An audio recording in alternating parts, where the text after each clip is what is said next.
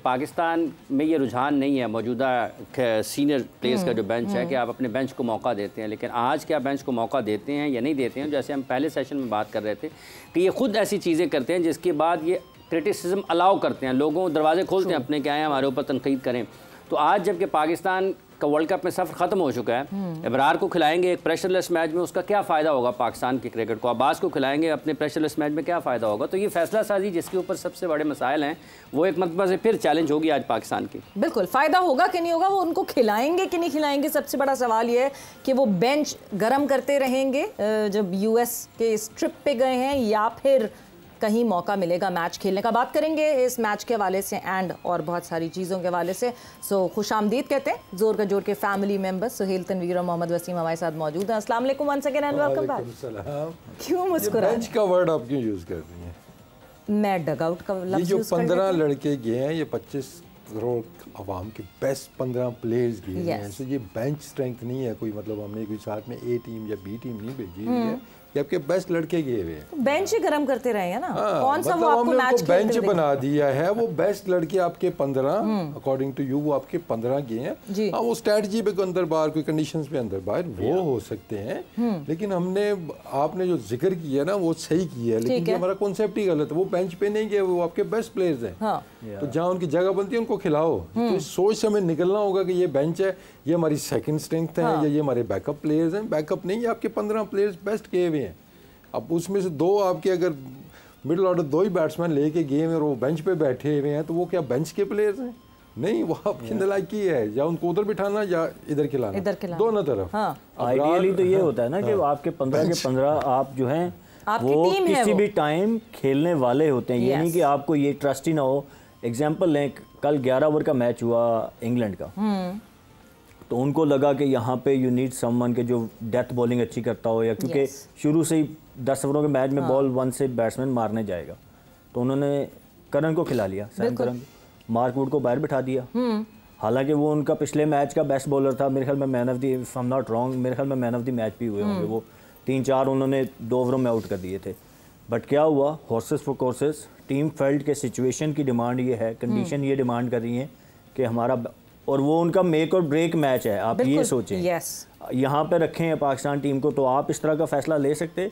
आप इस तरह का फैसला इसीलिए लेते हैं जब आपके जो 4 बेंच के ऊपर बैठे हुए हैं, यू एग्री, आपको उनके ऊपर उतना ही कॉन्फिडेंस हो जितना कि आपके जो मेन प्लेइंग 11 है ना उसके ऊपर हो। तो फिर तो आप इस तरह का आंखें बंद करके डिसीजन लेते हैं, यू नो कि वो भी उतने ही अच्छे एबिलिटी वाले हैं और क्रंच मोमेंट में परफॉर्म करने वाले हैं। वरना तो मैंने कहा ना, मेक और ब्रेक मैच में आप इस तरह का डिसीजन हम तो कभी ना लेते। हम तो इंजरी का इंतजार करते हैं कि कोई इंजर्ड हो जाएगा तो शायद किसी को मौका मिल जाएगा। ऐसे है कि you have tried and tested those player जो वो पहले टेस्ट हो चुके हों ऐसी सिचुएशन में, आपको फुल कॉन्फिडेंस उनके ऊपर हो गया यार, रिगार्डलेस के सिचुएशन क्या है, अभी क्रंच मैच है, तो वो अपने हिसाब से आके डिलीवर करेंगे। ये नहीं होगा कि क्रंच मोमेंट में कैप्टन को उस पर ट्रस्ट ही ना हो। सैम करन खेल रहा है तो कैप्टन को ट्रस्ट ही ना हो, यार ये हो सकता है 2 ओवर में मार ही ना खा ले, मार तो पड़ जाती है, बट एटलीस्ट पॉइंट इज कि आपका 15 के 15 प्लेयर पे उतना ही ट्रस्ट होना चाहिए जितना किसी XYZ पे आपका, आपके मेन जो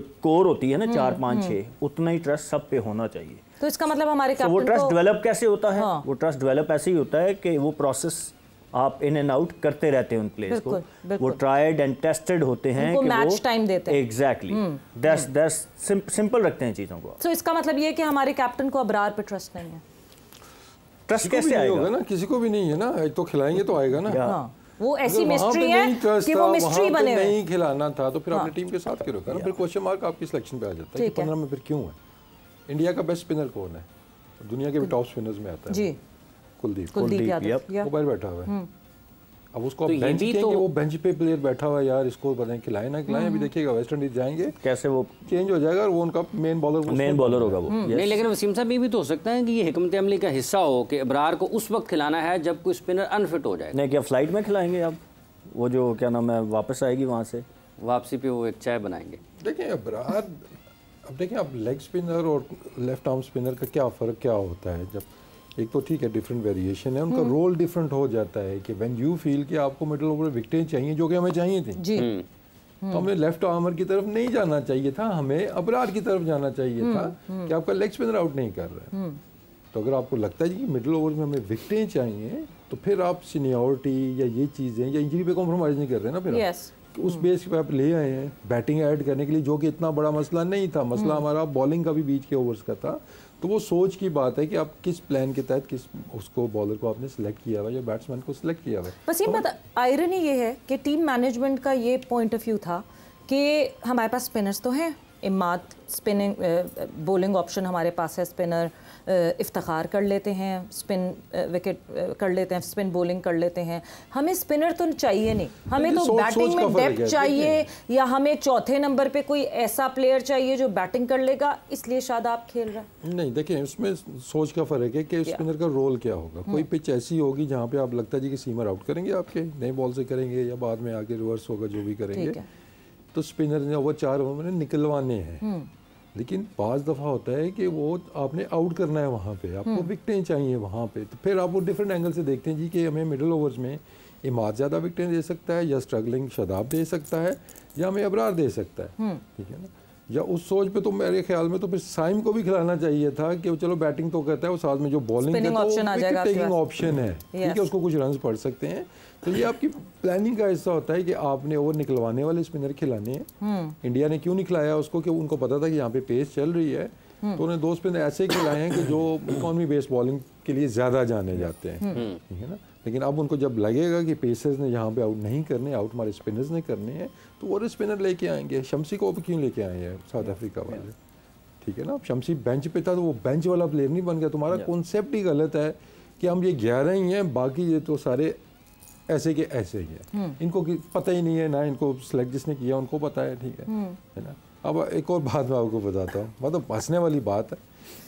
अब जब मिसबाह हक आई थिंक उतरे थे जी, तो उस टाइम पे इंटरम कोच सकलैन मुश्ताक किए थे मेरे ख्याल में, तो वहाँ पे ना हमारे प्लेयर्स ने एक मीटिंग की।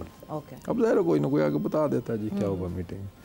तो उन्होंने कहा जी कि वो सकलैन को लगा दिए, उसको तो कोई पता नहीं है क्रिकेट का, ना समझ है, तो अब अपनी टीम खुद रन करनी है। और ये प्रॉपर एक मीटिंग हुई है पूरे स्क्वाड के साथ। दैट शोज द मेंटालिटी कि आप मतलब कि दूसरों को कुछ समझते ही नहीं है। वो सकलैन मुश्ताक जो दुनिया के सारी ड्रेसिंग रूम में रहा है, वर्ल्ड चैम्पियन टीम के साथ, उसने वर्ल्ड कप ट्रॉफी उठाई हुई है इंग्लैंड के साथ। अब उसके बारे में अब ये मैसेज बाकियों को दे रहे हैं, भाई जो करना है हमने करना है, वो आ रहे हैं, उसको तो पता कोई नहीं है ना। फिर हमारे ड्रेसिंग रूम में एक मीटिंग होती है जी कि हेड कोच ने मीटिंग की, जैसे नॉर्मल होता है, फ्रेंचाइज में भी होता है, हर जगह होता है। ये प्लान्स बन गए। उसके साथ ही एक और मीटिंग हो जाती है जिसमें कोचेज इन्वॉल्व नहीं होते, भाई सारे ज़रा उधर आ जाना। इन कोचों को कुछ नहीं पता, इनकी बिल्कुल नहीं सुननी हमने, हमें जो आता है हमने वही करना है। फिर आप कहते हैं जी हमारा टीम कल्चर, टीम एनवायरनमेंट, ठीक है ना। कसूर इसमें कोचों का भी उससे ज़्यादा है, मैं कहूँगा कि जिन्होंने अलाउ की ये चीज़ें, ठीक है ना, उनको अलाउ ही नहीं करनी चाहिए थी। अगर कुछ है तो सामने